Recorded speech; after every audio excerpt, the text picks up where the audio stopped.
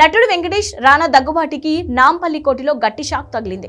Court ధిక్కర కేసులో వెంకటేష్ తో పాటు సురేష్ బాబు, రానాపై కేసులు ఫైల్ చేయాలని పోలీసులకు ఆర్డర్స్ జారీ చేసింది. నందకుమార్ ఫిర్యాదుతోనే ఈ ఆదేశాలు జారీ అయ్యాయి. ఫిలిం నగర్లోని డెక్కన్ కిచెన్స్ కూల్చివేసి ఫర్నిచర్ ఎత్తుకెళ్లడంతో కోట్ల రూపాయల నష్టం వాటిల్లిందని ఈ పిటిషన్ ఫైల్ అయింది.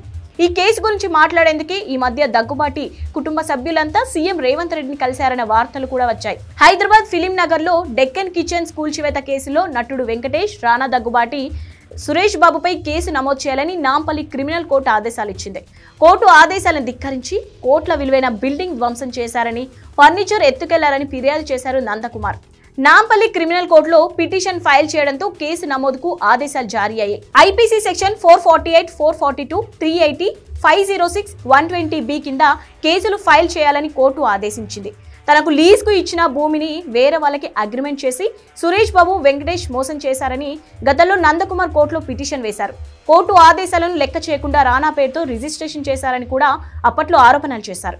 ఈ కేసులో ఇప్పటికీ వాయిదాలకు తిరుగుతున్నాడు నటుడు రానా. తెలంగాణలో సంచలనం సృష్టించిన ఎమ్మెల్యేల ఫామ్ హౌస్ కేసులో నిందితుడిగా ఉన్నారు నందకుమార్. ఈ మధ్య దగ్గుబాటి ఫ్యామిలీ అంతా సీఎం రేవంత్ రెడ్డిని కలవడం వెనుక ఉద్దేశం కూడా ఈ కేసు గురించే అంటున్నారు. రేవంత్ ప్రమాణం చేసిన నెలన్నర దాటిన తర్వాత వీళ్ళ భేటీ జరిగింది. కొత్త ప్రభుత్వం వచ్చినందున మర్యాద పూర్వకంగానే కలిశామని దగ్గుబాటి ఫ్యామిలీ చెప్పింది. కానీ సినిమాటోగ్రఫీ మంత్రి కోమటిరెడ్డిని కలవకుండా సీఎంతోనే డైరెక్ట్ గా మాట్లాడడంపై అప్పట్లో చర్చ నడిచింది. డెక్కన్ కిచెన్ కేసు గురించి కూడా రేవంత్ తో మాట్లాడనన్న టాక్ అప్పట్లో నడిచింది.